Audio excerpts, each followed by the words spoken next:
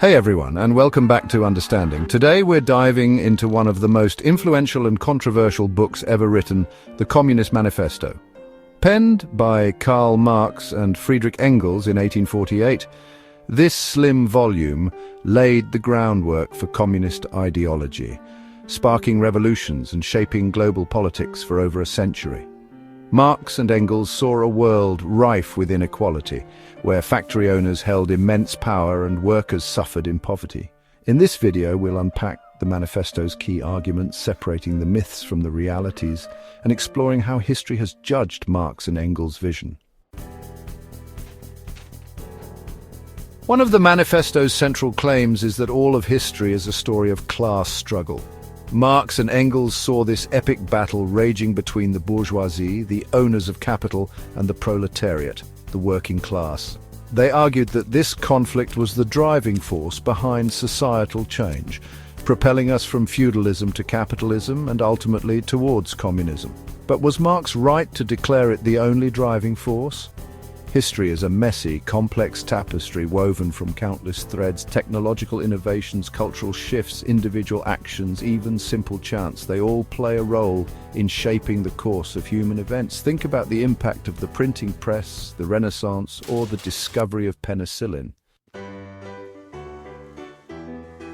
Marx and Engels were convinced that capitalism was inherently unstable and destined for self-destruction. They pointed to the brutal working conditions, rampant inequality, and recurring economic crises of their time as evidence of the system's fatal flaws. But here's the thing, capitalism is incredibly adaptable. Over the past century and a half, we've seen capitalist societies implement reforms, regulations, and social safety nets to address some of the very issues that Marx and Engels identified. While challenges remain, the system has proven far more resilient and adaptable than Marx predicted. To achieve their vision of a classless society, Marx and Engels called for the abolition of private property. They argued that communal ownership of the means of production would eliminate the inequalities inherent in a system where some own the factories and land, while others own only their labor. But the reality of abolishing private property has proven far more complicated and, frankly, less utopian than Marx imagined. When private property rights are eliminated, it often leads to a lack of incentive and innovation.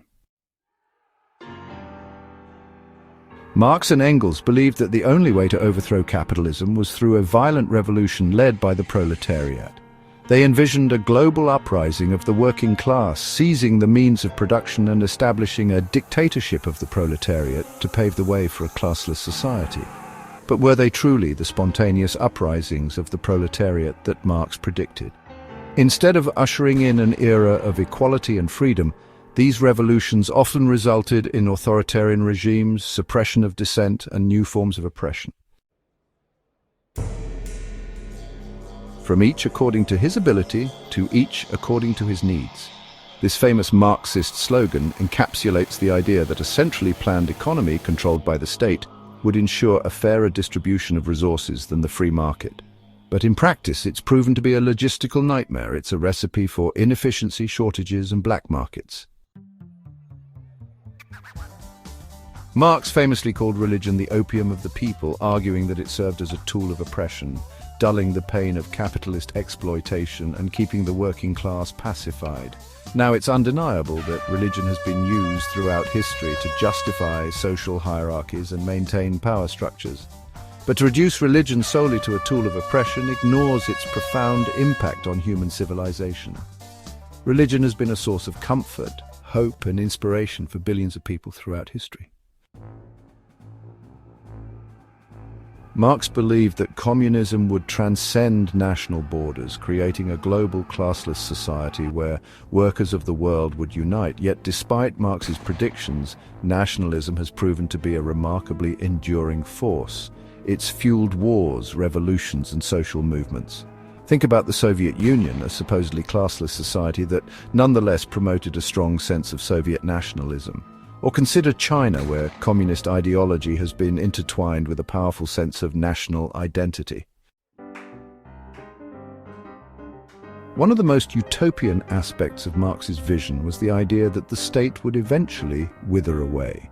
He believed that once class antagonisms disappeared, there would be no need for a coercive state apparatus. However, the reality of communist regimes has been quite different. Instead of withering away, the state often became more powerful, more centralized, and more intrusive in people's lives.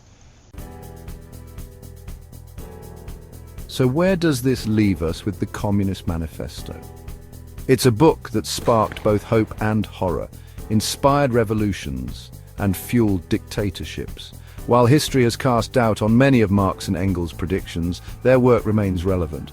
Their critique of capitalism's excesses, their concern for the plight of the working class, and their desire for a more just and equitable world continue to resonate today. The challenge for us is to learn from history, to grapple with complex ideas, and to strive for a better future, even if that future looks different than what Marx and Engels envisioned. Marx's ideas remain influential in political theory, but their practical application has repeatedly shown severe flaws when put into practice.